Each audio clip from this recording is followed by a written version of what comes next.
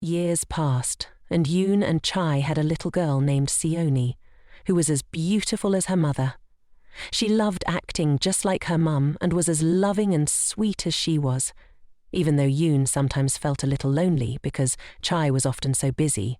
He took care of their little daughter, and whenever he could be with her, his little girl would often take up all of Chai's attention. But that's the way of life. Children are the priority. Meanwhile, Chai had become even more famous, starring in commercials and gracing magazine covers. She had become more sought after than ever before. On the other hand, Daeon had finally understood that the only thing she had to do was work hard and earn things on her own. One night, the beautiful family was preparing to go to bed, but Yoon wanted to spend some alone time with his beloved. Just then, Seoni asked her mum to sleep with her.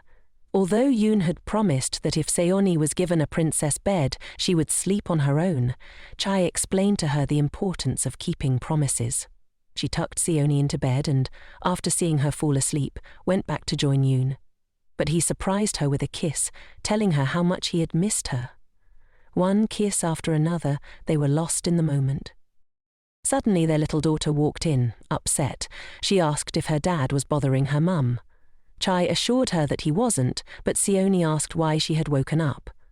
The little girl explained that she had had a nightmare, so Yoon made sure their daughter fell back asleep. Not long after, he returned to their room, kissed Chai on the forehead, but to his surprise, she was awake. They took that opportunity to enjoy some alone time for the night, grateful for the peace now that their little girl was sleeping. Meanwhile, Yoon and Leon were working together on a direct project, filming an action series. Something super cool. But little Seji called her dad, wanting to know if he would return home soon. Leon felt happy seeing her because she was his favourite niece, and he teased Yoon, claiming to be Seji's #1 uncle, since for the first time he had won. They laughed together. Meanwhile, Chai was visiting her mum, as she was taking care of Seonji. Since this little one had inherited her mother's temper, her poor uncle was treated like a toy.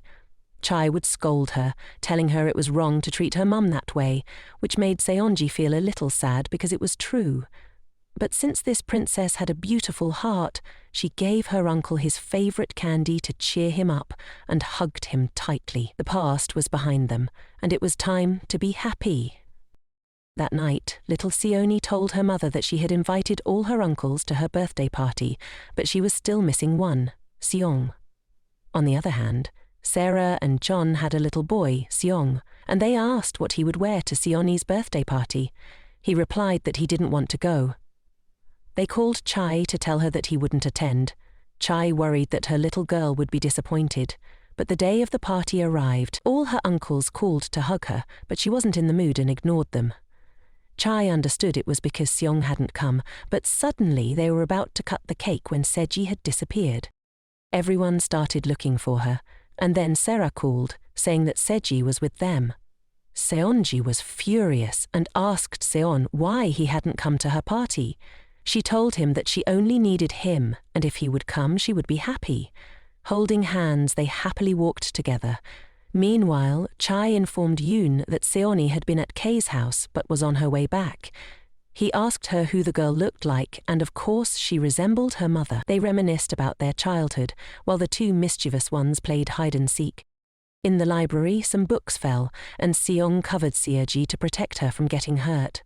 She cried in fear, but Seong comforted her and promised he would always be there for her. Later, they sat down to eat, and Seong explained that he hadn't gone to her party because he hadn't found the right gift, but for Seoni, just having him was enough. For Yoon and Chai, this was all so sweet. Years passed, and they lived countless wonderful moments as a family.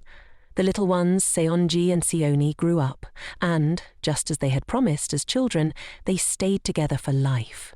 Through high school, college, and, of course, taking care of each other, especially during illness. One day, Seonji bit him, but he remembered and knew exactly what that meant. True love. The end. Thank you for listening to the story. If you enjoyed, please give it a like, and subscribe if you want to see more manhwa recaps. Let me know what stories you'd like to see next. And one last big thank you to everyone that left some really nice words of encouragement and really kept me motivated to keep posting these stories for everyone to enjoy. Until next time, bye-bye.